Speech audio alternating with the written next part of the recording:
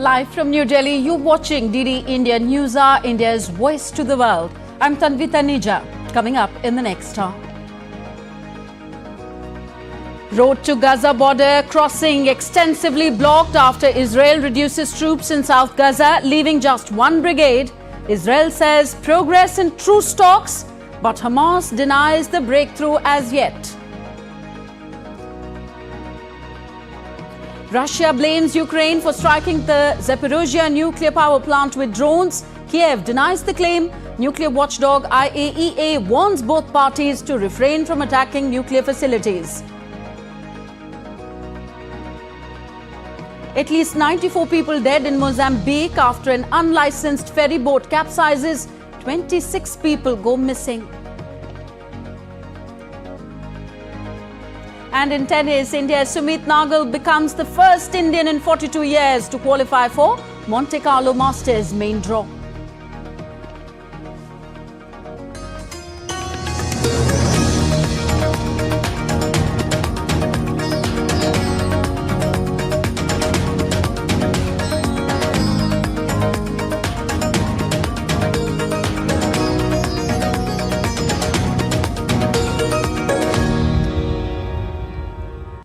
Our first news from West Asia. Efforts are on to reach a deal in Cairo on a truce deal in the Israel-Hamas conflict. In Jerusalem, Israeli Foreign Minister Gantz described the Cairo talks as the closest the sides have come to a deal since a November truce under which Hamas freed dozens of hostages. Meanwhile, a Hamas official said on Monday that no progress has been made at a new round of ceasefire talks in Cairo, also attended by delegations from Qatar, the United States and Israel. Hamas has reiterated on their demands, including a permanent ceasefire, the withdrawal of Israeli forces from Gaza, a return of the displaced and an exchange of Palestinian prisoners for Israeli hostages being held in Gaza. Meanwhile, Israel's Prime Minister Benjamin Netanyahu said Israel was one step away from victory. Marking the 6 months of the conflict, Netanyahu said Israel would not agree to a ceasefire until the hostages being held in Gaza are released. Netanyahu said that despite growing international pressure, Israel would not give in to the extreme demands from the terror group Hamas, which sparked the conflict on October the 7th with its deadly attack on southern Israel. I made it clear to the international community there will be no ceasefire without the return of hostages. It just won't happen. This is the policy of the Israeli government, and I welcome the fact that the Biden administration made it clear 2 days ago that this is still its position as well. I would like to clarify one more thing. Israel is not the one preventing a deal. Hamas prevents a deal. Israel is ready for a deal. Israel is not ready to surrender.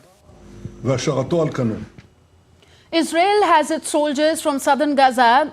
It has reduced its troops there, leaving just one brigade in the area. Israeli Defense Minister Yoav Gallant said that the troops were leaving to prepare for their follow-up missions.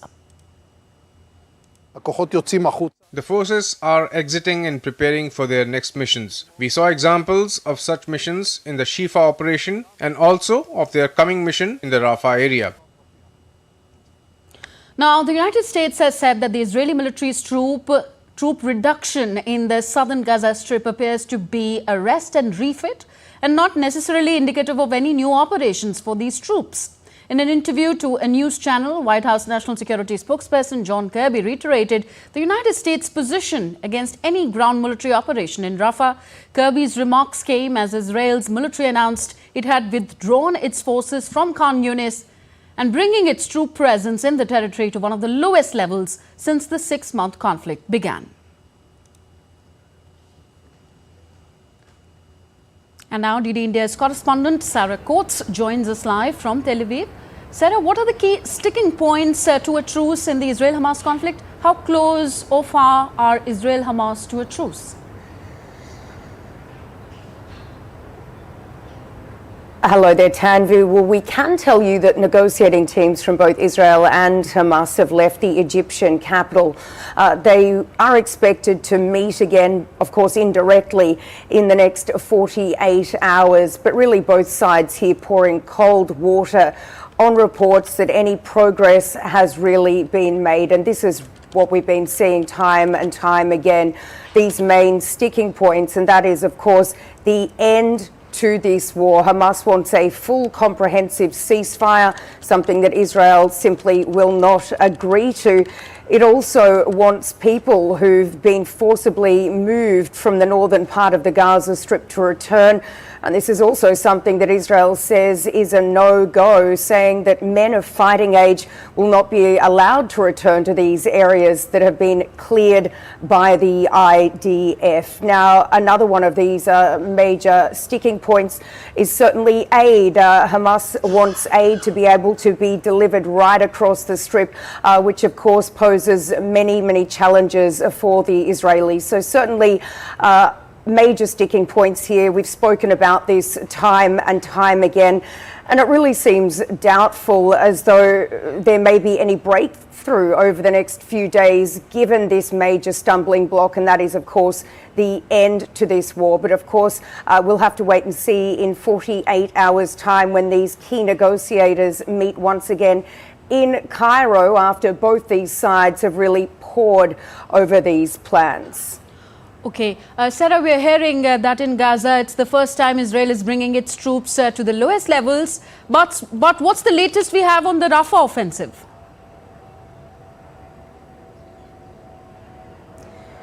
Well, we have been hearing, Tanvi, over the last hour, the far-right National Security Minister here in Israel, Itamar Ben-Gvir. He is actually threatening to dissolve the government. He's done this once before. He says that if the Prime Minister Benjamin Netanyahu fails to really go down into that southern city of Rafah and have some sort of a significant military presence there, then he no longer will have a mandate to serve as the Prime Minister. So certainly Benjamin Netanyahu under just so much pressure. We need to remember that the pressure the United States is putting on Benjamin Netanyahu. Joe Biden's been calling Rafah a red line, saying Israel should not go in there. And then, of course, you've got the far-right element of his government threatening to dissolve the coalition if this operation does not happen. Now, you did mention that troop pullout. We do understand, according to the military, that this is to potentially prepare for future operations. The Defence Minister Yoav Gallant, he said this is so that they can prepare for other operations such as Rafah. But we do, of course, know that this will take a significant amount of time, given the sheer number of people that are sheltering down in that southern city, some 1.3 million internally displaced Palestinians. And at this hour, no plan has yet been released as to where these people should go.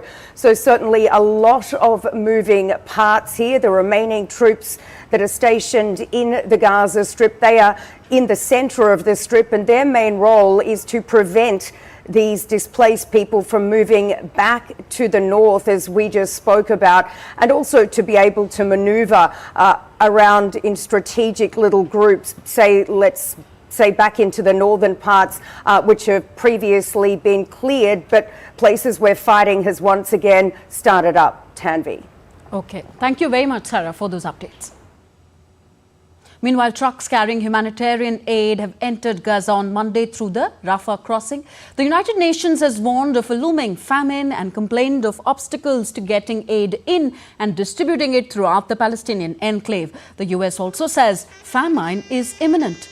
Israeli officials say they have increased aid access to Gaza and are not responsible for delays, that the aid delivery inside Gaza is the responsibility of the UN and other humanitarian agencies. Israel has also accused Hamas of stealing aid, a charge Hamas denies.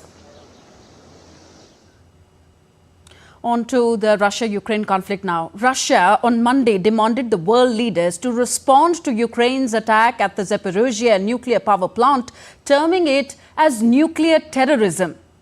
Rosatom, Russia's state nuclear corporation, claimed that Ukraine planted 3 drone attacks on Sunday at the plant.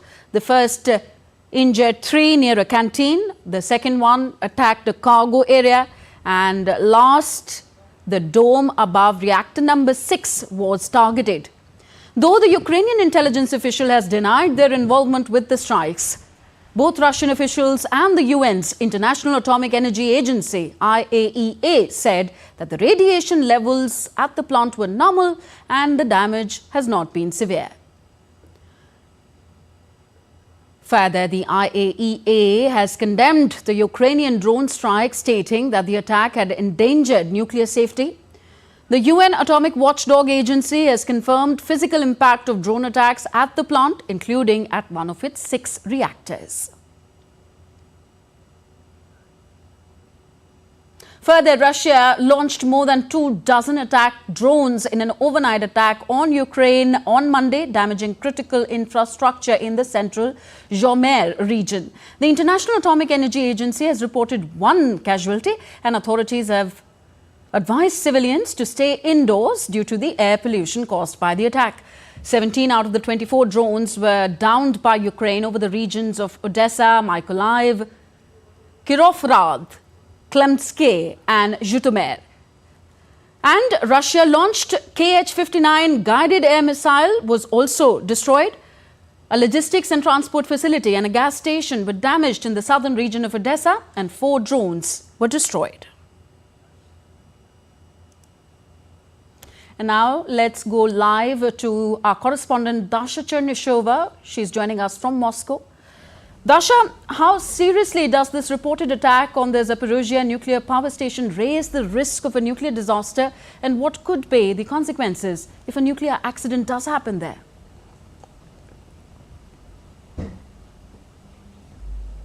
Well, certainly there are many concerns with regards to the safety and security of the Zaporizhzhia nuclear power plant, the largest one in Europe. The understanding in Moscow is very clear. It is Ukraine that is responsible for attacking the Zaporizhzhia nuclear power plant. However, those reports could be completely different from the Ukrainian side. Now, what we are hearing is that Ukraine has attacked the Zaporizhzhia nuclear power plant using kamikaze drones. According to the Russian officials, they have attacked its nuclear reactors number 5 and number 6. 3 people working at the nuclear power station have been injured, according to the Russian officials, and the IAEA has also confirmed that they have seen at least 3 direct hits against the infrastructure of the nuclear power plant. To this moment, the situation is stable. No significant damage has been done to the nuclear power plant.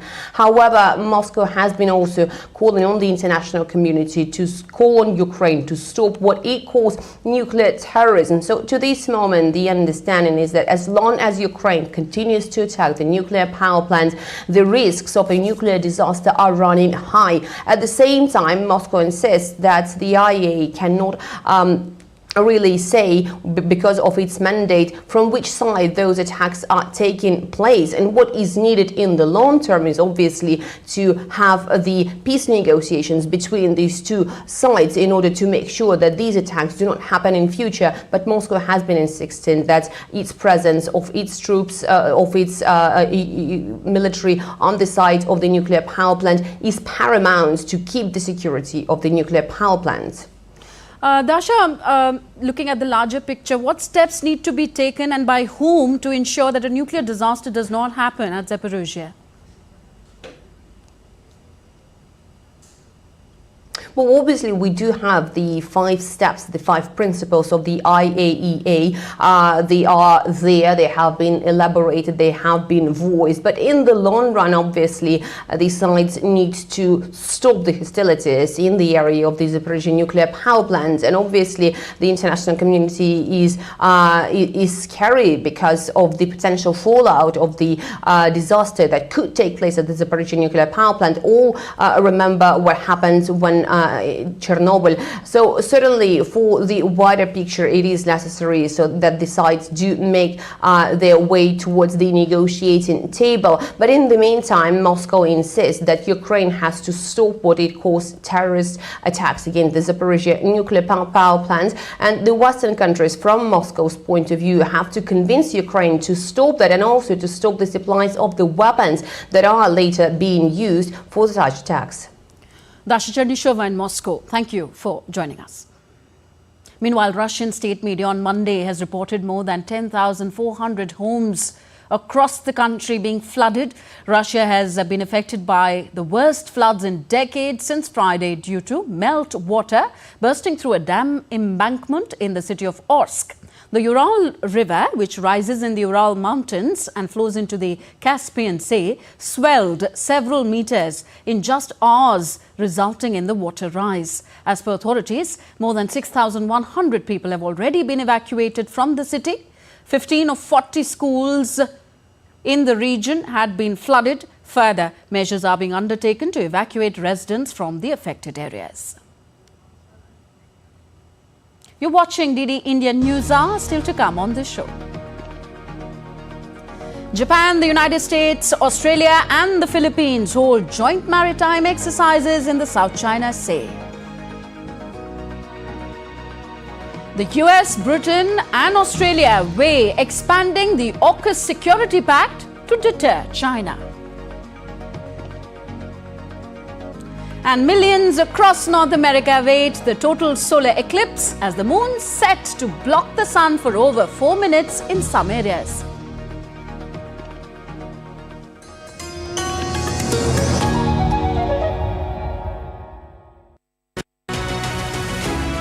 The land of Dravidians, Tamil Nadu goes to polls in one go. How will the National Party's alliance face the political heat with the regional satraps? What are the issues that could find resonance among the voters as India decides? Will the vote share increase help the national parties get a foothold in the minds of the people? Watch Why Tamil Nadu Matters on the Great Indian Election at 8:30 p.m. IST and 1500 hours GMT only on DD India.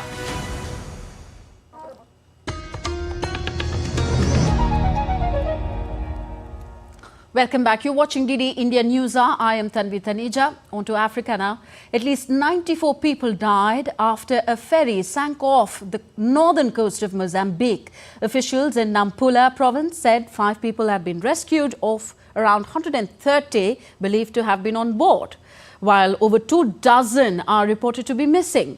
Most passengers were trying to escape the mainland because of a panic caused by disinformation about cholera. The boat was apparently travelling from Lunga to Mozambique Island off the coast of Nampula. Nampula province has been one of the worst affected by the cholera outbreak, which has spread over several countries in southern Africa since January last year.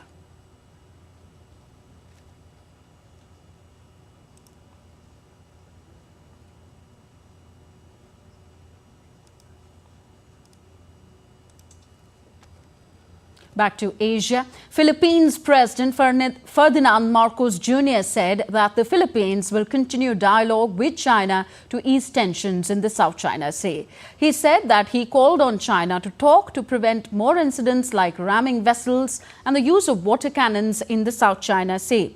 Marcos' statements come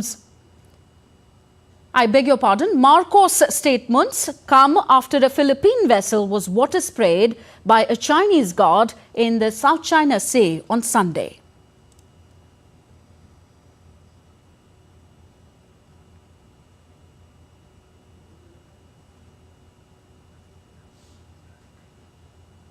Japan, the United States, Australia and the Philippines held a one-day joint maritime exercise in the South China Sea on Sunday. A statement by the Philippines Armed Forces said that the drills were held within the Philippines' exclusive economic zone in the South China Sea and involved aircraft and naval vessels, including the littoral combat ship USS Mobile, the Australian frigate HMAS Warumanga and the Japanese destroyer JS Akebono. The maritime activity took place days before a summit between the leaders of Japan, the US and the Philippines.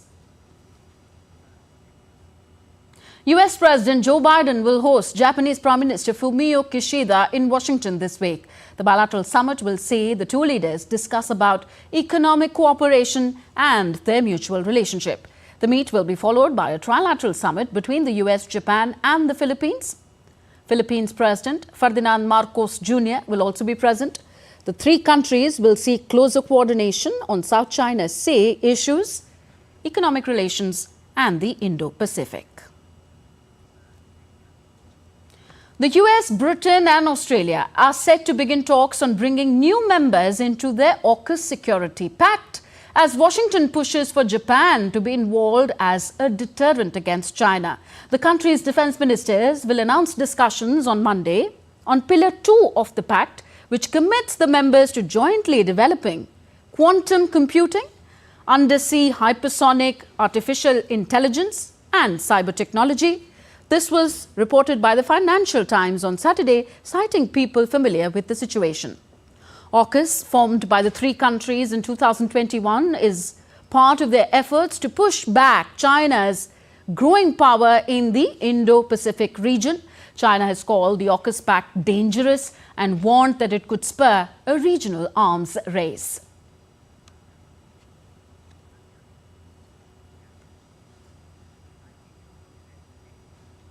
And for more on the expansion of the AUKUS bloc, we have Laura Westbrook reporting from Hong Kong. This is a trilateral security pact for the Indo-Pacific region, as you mentioned, to help counter the growing influence of China in that region. It involves the US, Britain and Australia. And those three countries' defense ministers, they are expected to start talks on inviting new members to look at collaboration on this second pillar. So this involves the second pillar of the pact, and that is all around collaboration around technology, such as collaborating around hypersonic weapons. They won't be discussing bringing in new members to the first pillar, and that is all about helping Australia acquire nuclear submarines. Now, the US President Joe Biden, he will be hosting the Japanese Prime Minister Kishida at the White House on Wednesday, and that's where we are likely expecting that talks could take place. Now, going back to Mozambique, where at least 94 people have died after an unlicensed ferry boat capsized off the northern coast. For more on this, we are joined by DD India's Lucando Isaac from Dar es Salaam, Tanzania. Isaac, how bad is the situation in Mozambique and other countries in southern Africa as regards the cholera outbreaks, because these passengers were trying to flee one such outbreak?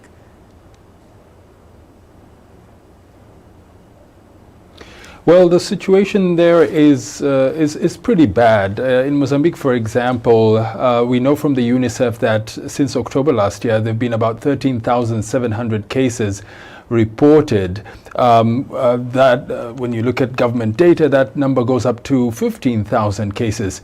And in Eastern and Southern Africa, the United Nations reports that since January last year, there have been about 230,000 cases. And since February of this year, there have been at least 11 countries that have cases of cholera, and this number in the thousands. So the situation in Eastern and Central Africa and in Southern Africa, the situation is really bad. Been unable to control the cholera outbreaks even after so many months. Well, the reason for that, there are several reasons for that. One of those reasons is the fact that this region has been affected by climate change, and so you see a number of countries, including Mozambique, has been affected by flooding, which is a catalyst for diseases like cholera, which is usually waterborne. And in other cases, you've had issues of misinformation, disinformation, and in this particular case in Mozambique, it was a question of disinformation, where people don't have the right information. There's a lot of superstition surrounding the disease, and so that exacerbates the situation or precludes government efforts from actually taking effect. But also there's a question of funding, considering that a vaccine that would have helped to alleviate the situation cost between $2 to $5 US per vaccine, and that's on the cheaper side. It makes it a little bit of an expensive affair because there are millions of people to reach. So these are some of the reasons why it has become very difficult to contain the disease over several months. All right, we leave it here. Thank you very much, Isaac.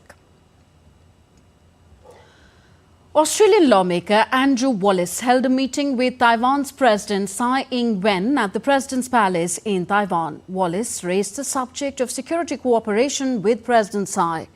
He said both Australia and Taiwan have a vested interest in maintaining regional stability.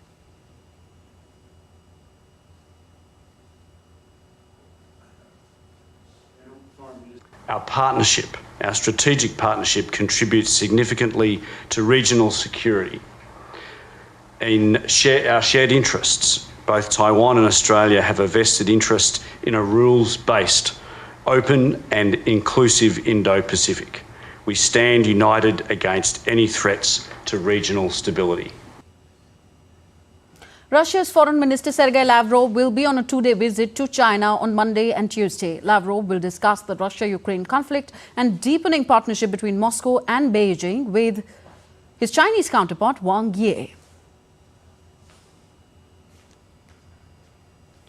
South Korea's defense ministry has said that the country's second domestically made spy satellite has been successfully put into orbit. The satellite was launched from an American space center on a SpaceX Falcon 9 rocket. The launch, which comes after Seoul's first spy satellite, was put into orbit from California's Vandenberg Space Force Base in December. It was live streamed on social media platforms X and YouTube.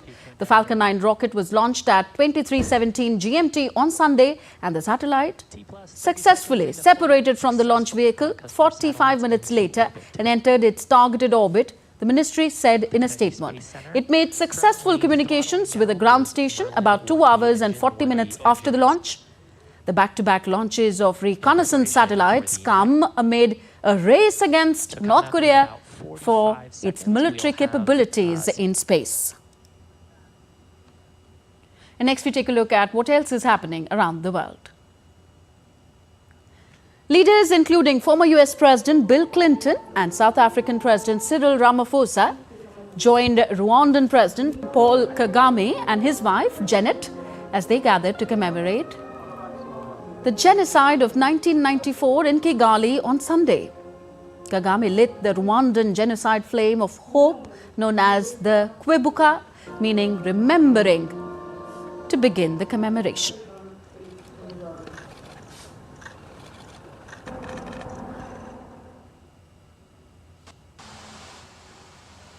Mexico welcomed its Ecuador embassy personnel 2 days after an incident that triggered an abrupt diplomatic break to arrest former Vice President Jorge Glass. Mexico's Foreign Minister Alicia Barcena welcomed the returning staff while praising them for defending the embassy.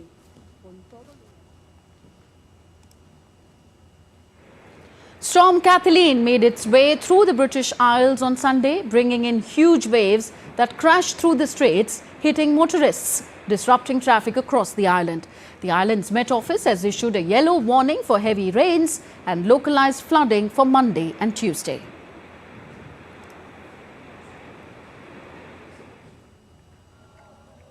And in a first, the European Court of Human Rights in Strasbourg, France, on Tuesday will hand out rulings on 3 separate climate cases where applicants have argued that the government inaction on climate change violates human rights.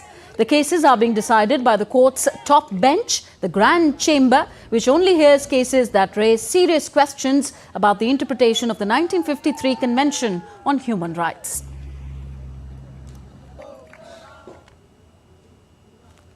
And next, the news of the rare celestial phenomena of total solar eclipse. It is set to occur on Monday. Locals and tourists in entire Northern America are getting prepared to witness it. The eclipse is set to commence over the South Pacific Ocean, with the first point of contact on continental North America being Mexico's Pacific coast at approximately 11:07 a.m. Banners advertising the astronomical event were seen across the city, drawing astronomers and scientists alongside enthusiastic locals. Still to come on DD India News Hour.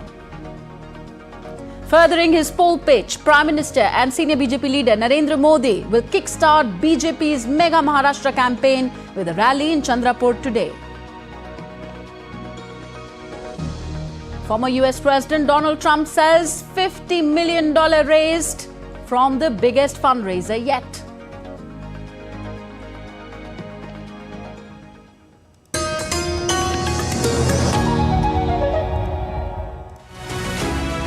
land of Dravidians, Tamil Nadu goes to polls in one go. How will the National Party's alliance face the political heat with the regional satraps? What are the issues that could find resonance among the voters as India decides? Will the vote share increase help the national parties get a foothold in the minds of the people? Watch Why Tamil Nadu Matters on the Great Indian Election at 8:30 p.m. IST and 1500 hours GMT only on TD India.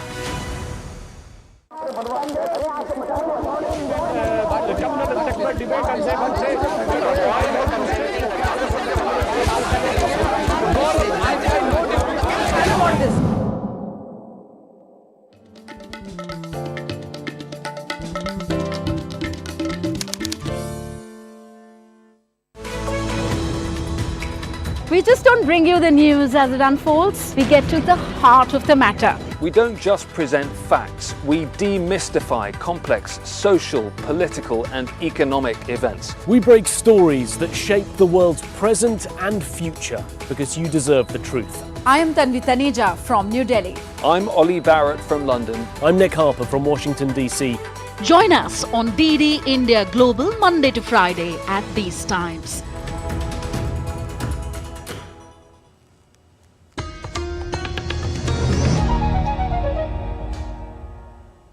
Welcome back. You're watching DD India News Hour. I am Tanvi Taneja. A quick look at our top stories.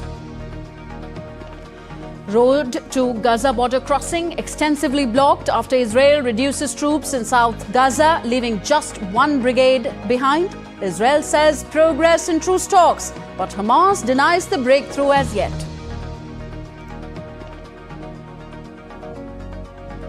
Russia blames Ukraine for striking the Zaporozhye nuclear power plant with drones. Kyiv denies the claim. Nuclear watchdog IAEA warns both parties to refrain from attacking nuclear facilities. At least 94 people dead in Mozambique after an unlicensed ferry boat capsizes. 26 people go missing.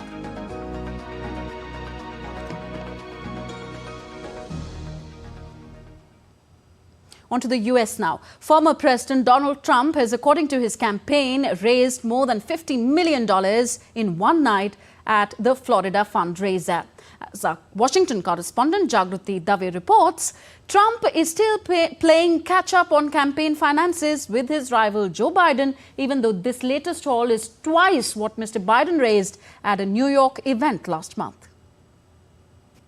This apparently record-breaking fundraiser was hosted by billionaire John Paulson at his Palm Beach home on Saturday. Donald Trump is courting major donors to try and bridge the funding gap between himself and his rival, the US President Joe Biden. According to Mr. Biden's campaign, he went into April with $192 million. That's compared to Donald Trump's $93.1 million. Now, Donald Trump gave a 45-minute speech at this event to an audience of almost 120 people. That's according to some people who were there. And some attendees reportedly donated $814,600 for the event. The election's going to be in now a little more than 6 months, and it's going to be the most important, I believe, election we've ever had. I think it's going to go down as the most important date in the history of our country. That's November 5th, will be the most important date in the history of our country. And thank you very much. Thank you very much for being here. According to a campaign spokesperson, Donald Trump spoke about issues including immigration, energy, and he called on Joe Biden to debate him. What else do we know about the event? Melania Trump, the former First Lady, was there, as were Donald Trump's former Republican rivals, Vivek Ramaswamy and Senator Tim Scott. And of course, on the dinner menu, we've got a bit of information. There was filet au poivre and a pavlova with fresh berries. Jagruti Dave in Washington reporting for DD India. And from the US elections, now we will get you the poll pulse on the world's largest democratic election underway in India.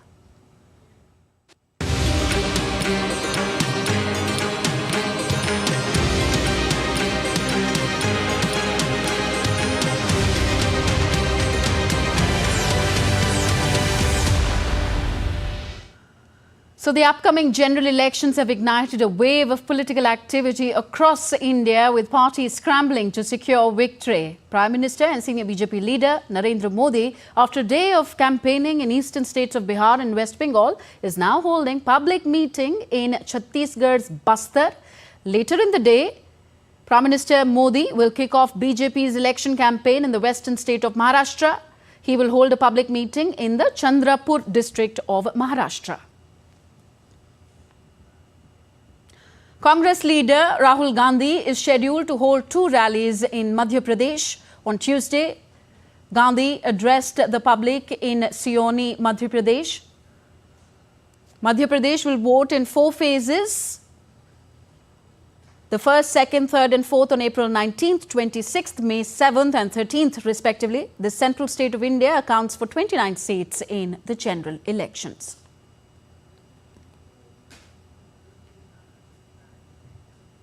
Aam Aadmi Party AAP national leader and Delhi government minister Atishi will be making her mark in Assam, starting her campaign from Monday onwards. And today will also be the last day for withdrawal of nomination papers for the second phase of election. The second phase of elections will be on April 26th and will see 89 Indian Parliament constituencies going to polls.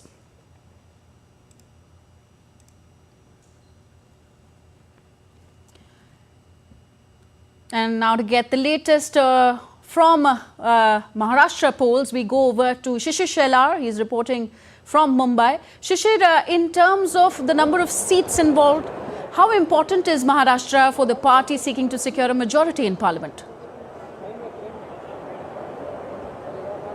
Well, absolutely. Maharashtra is second important state in India, because we've seen Uttar Pradesh has 80 seats parliamentary constituencies here, and Maharashtra has 48 seats. So number-wise, this is the second important state, and that's the reason, be it NDA or the India Alliance, that is Mahavikas Aghadi, both are trying hard to get maximum numbers of seats from Maharashtra. Well, today Prime Minister will kickstart its rally from Maharashtra. The election rally will starting from Vidarbha region, and particularly from Chandrapur Gadchiroli region. Today he'll be coming to Chandrapur, and let me show you the celebration mood here probably, and the the rally mood across Chandrapur here, where thousands of people have gathered already.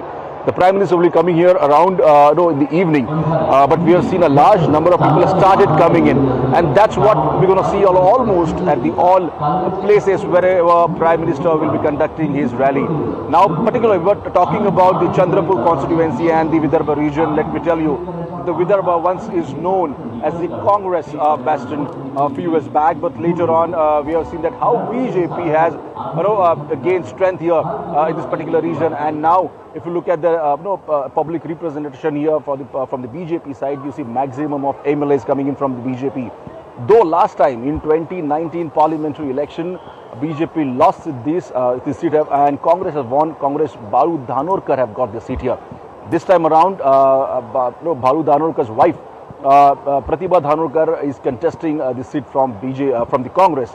And from the BJP side, we have Sudhir Mungantiwar. Now, Sudhir Mungantiwar is also Environment Minister of Maharashtra and has almost 2 to 3 decades of political career here. So probably, in terms of experience, we may see that Sudhir Mungantiwar has got an edge here. But talking about the entire equation, particularly in Chandrapur, it seems quite a tough fight for Sudhir Mungantiwar, that means for BJP, as well as compared to Congress.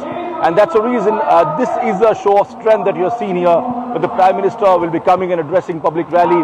People not from Chandrapur only, but people from the adjoining parliamentary constituency like Gadchiroli and Chimur have come in large number. The people also and the political leaders, especially from the BJP, are attending this rally, and that's the reason this is quite important and crucial rally.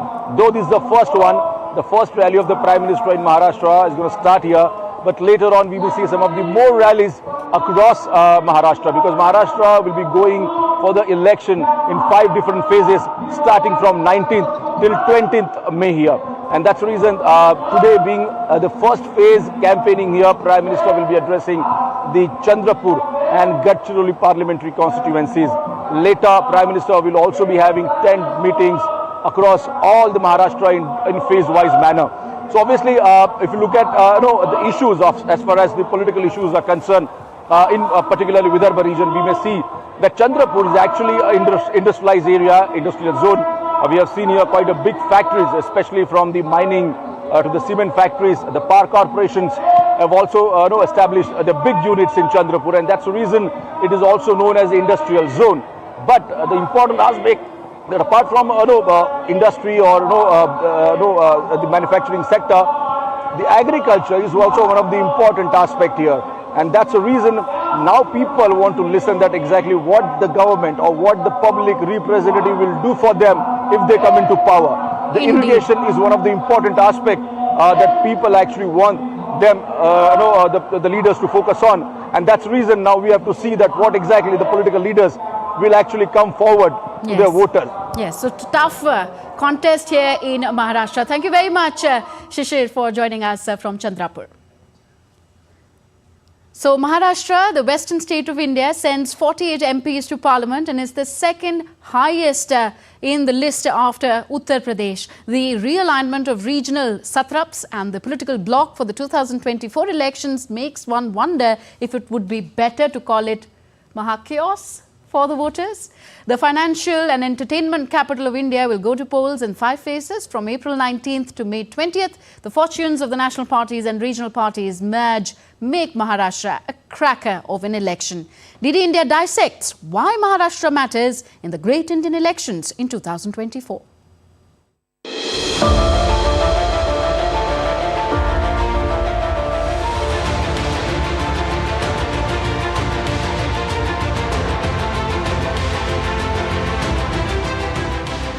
Located along the western coastline of India, the state of Maharashtra is a maritime, commercial and a vibrant cultural hub that includes the UNESCO World Heritage Sites like the ancient Ajanta and Ellora caves. Spread over an area of over 300,000 square kilometers, the state, which is blessed with a 720-kilometer coastline, caters to most of India's maritime trade activities. It is also a major automobile hub and has a rich industrial output ranging from heavy machinery, consumer durables as well as FMCG products. Its state capital, Mumbai, which is well known for its rich architecture, including the iconic Gateway of India, is also well known for the glitz and glamour of the Indian cine world, the Bollywood. Maharashtra, a state important in multiple aspects, houses 48 Lok Sabha, the lower house seats in the Indian Parliament, the second highest in the country after Uttar Pradesh, that has 80. In the 2024 general elections, the state is going to polls in 5 phases starting from April 19th to May 20th. That is April 19th, April 26th, May 7th, May 13th and May 20th. The state has 92 million registered voters, out of which over 47 million are men, 44 million are women, while more than 5,500 belong to the third gender. Now coming to Maharashtra's current political scenario, it is governed by the Shiv Sena Shinde party in collaboration with the Bharatiya Janata Party and the Nationalist Congress Party. Other prominent parties include the Shiv Sena Uddhav Balasaheb Thackeray faction and the Indian National Congress, which has been playing a significant role in the politics of this state, besides the Bahujan Samaj Party and the left parties which participate in the polling process. During the 2019 general elections in the state, of the total 48 seats, the BJP won 23, the undivided Shiv Sena bagged 18, the NCP won 4, while the INC, AIMIM and Independents won 1 seat each.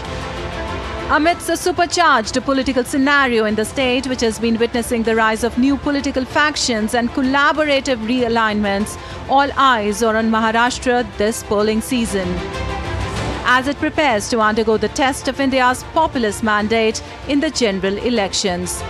Election Desk, DD India.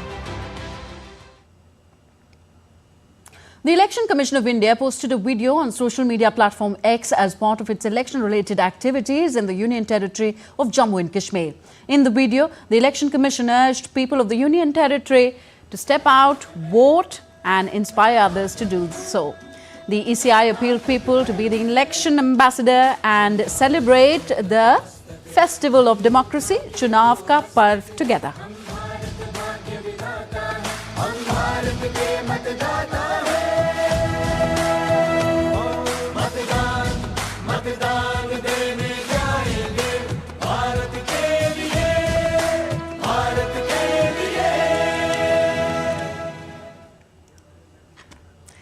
The Greek Chief of Armed Forces is in India on a 4-day visit. General Dimitrios Chopis was given a Tri-Service Guard of Honour in Delhi today. Earlier, he laid wreath at the National War Memorial in memory of the martyred soldiers. The Greek general has met the Indian Chief of Defence Staff, the Navy Chief, the Air Force Chief and the Army Vice Chief.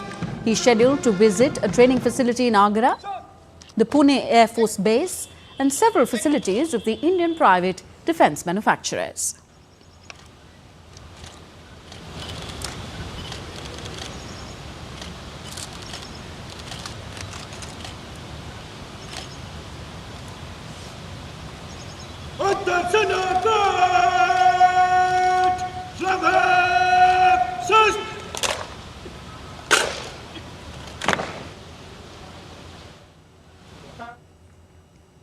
And now let's take a look at what else is making news in India. A court dismissed the detailed interim bail application of politician K. Kavita on Monday. Kavita sought interim bail on the grounds that her minor son had school examinations. She is in judicial custody after the Enforcement Directorate remand in the Delhi liquor excise policy scam.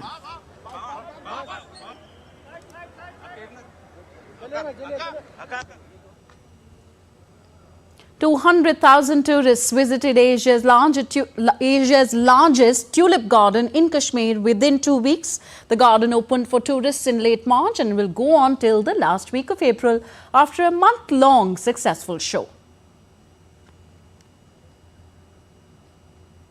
Still to come on this edition of DD India News Hour. US Treasury Secretary Janet Yellen warns that US will not accept new industries being decimated by cheap Chinese imports. In sports, Liverpool squanders opportunity after they held to draw by Manchester United in the Premier League clash. And Indian-American golfer Akshay Bhatia takes a final spot in the next week's Masters field after winning Valero Texas Open, holds off Denny McCarthy.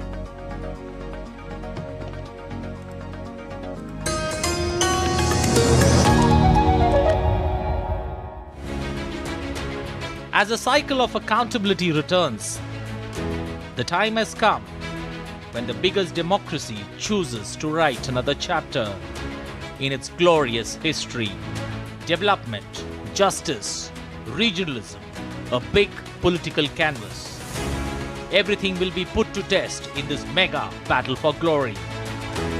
DD India dissects what makes elections 2024 the battle royale in Indian politics.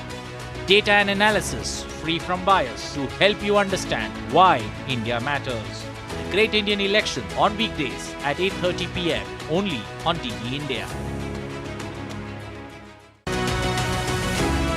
The land of Dravidians, Tamil Nadu, goes to polls in one go. How will the National Party's alliance face the political heat with the regional satraps? What are the issues that could find resonance among the voters as India decides? Will the vote share increase help the national parties get a foothold in the minds of the people? Watch Why Tamil Nadu Matters on the Great Indian Election at 8:30 p.m. IST and 1500 hours GMT only on DD India. Wherever news breaks, whatever it takes. Connecting corners, cutting across continents. Stories that matter from across the globe. Accurate, authentic journalism that serves you right. From politics to glamour, from sports to world affairs, with a fusion of aesthetics and substance. Introducing news in a new avatar. Experience the world through a new lens. Stay tuned to DD India for an exciting journey beyond borders.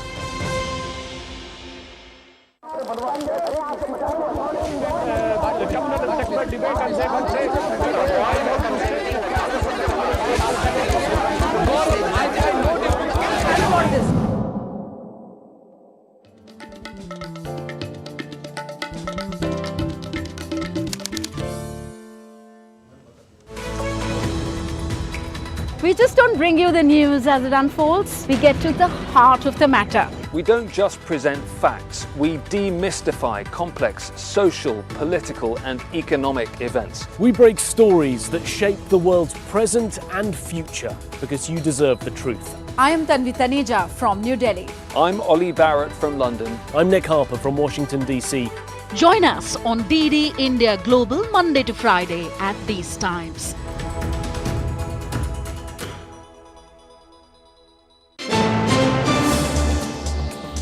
Voice of a rising aspirational world. Stories of challenges, struggles and accomplishment. A world battling conflict, hunger and poverty. Embracing growth, development, science and technology. A voice of progress, a voice of unity. Watch Voice of the Global South with me, Akshay Dongre, only on DD India.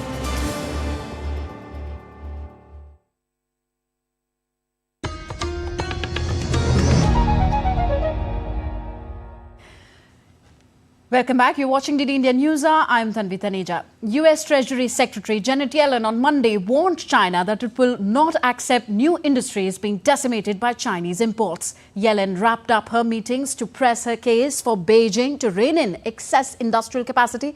This is on her second trip to China in just 9 months. During her visit, Yellen has complained that China's overinvestment has built factory capacity far exceeding the domestic demand, while fast-growing exports of these products are threatening firms in the US and other countries. She stated that in time, a newly created exchange forum will help discuss and resolve the excess capacity issue. And when the global market is flooded by artificially cheap Chinese products, the viability of American and other foreign firms is put into question. And we've seen this story before. Over a decade ago, massive PRC government support led to below-cost Chinese steel that flooded the global market and decimated industries across the world and in the United States. I've made clear that President Biden and I will not accept that reality again. Egypt's statistics agency CAPMAS on Monday showed annual urban consumer price inflation rate slowed to a lower than expected 33.3% in March from 35.7% in February. Annual inflation hit a historic high of 38% in September 2023. The government has been increasing food prices annually with a monthly 0.7% in March after having jumped 15.9% in February this year. The government has also raised prices on a wide range of fuel products on March 22nd. From March 6th, the Egyptian pound gained strength and rose to 47.6 against the dollar from 30.85, where it had been fixed for the past 12 months. And on to the Asian stock markets now. Asian markets opened on a subdued note on Monday. Oil prices fell more than 1% after Israel withdrew more soldiers from southern Gaza. Gold prices are at an all-time high, but the US dollar remained steady.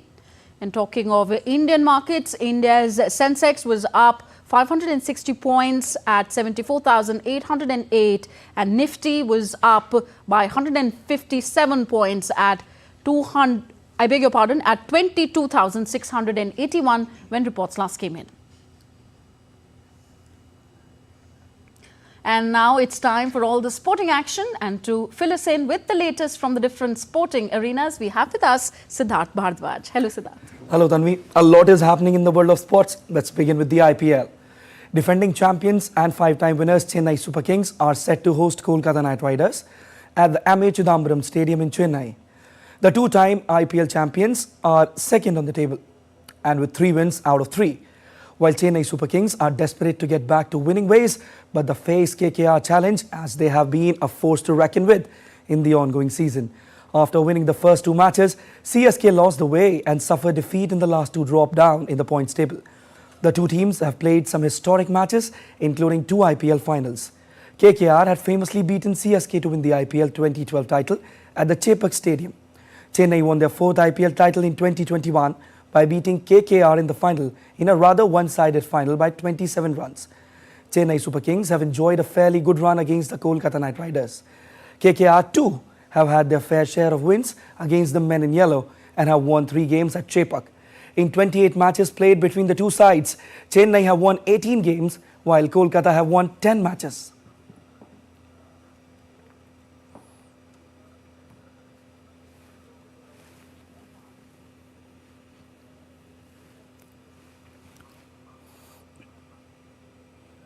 Well, Liverpool squandered the opportunity to return to the top of Premier League as they were held to a draw in another Old Trafford thriller with Manchester United. Manager Jurgen Klopp and his players paid the price for missing numerous chances, having overrun the host for long periods. Liverpool only had a Luis Diaz strike to show for almost total first-half superiority, in which they had 15 shots to none from United. Liverpool now lies second behind leaders Arsenal on goal difference, with Manchester City a point further back in third place.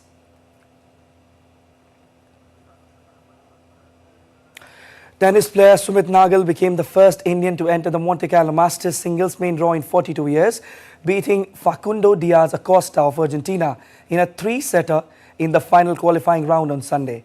Nagal, ranked 95 in the world, defeated his world number 55 rival 7-5, 2-6, 6-2 in a grueling match that lasted 2 hours and 25 minutes.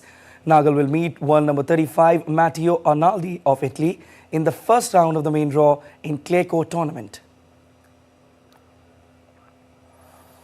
Well, on to golf now. Young Indian-American Akshay Bhatia won Texas Open on Sunday, defeating Denny McCarthy in a sudden death playoff at the end of a dramatic final round of the PGA Tour's Texas Open in San Antonio.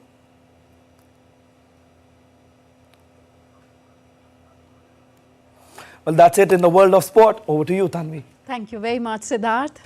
And now, as we wind up this edition of DD India News Hour, we take you to the United Arab Emirates, where artists have beautifully decorated Abu Dhabi with colourful murals. The pieces were painted at and around bus stops in various parts of the city, with artists dedicating up to 800 hours in creating their masterpieces.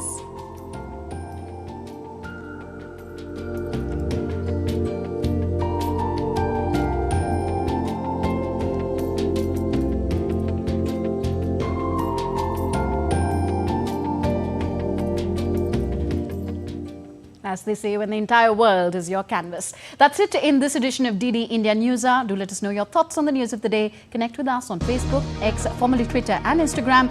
We will be back with more news as it breaks here on DD India. I'm Tanvi Taneja from my entire team in New Delhi. Thank you for watching. Namaskar.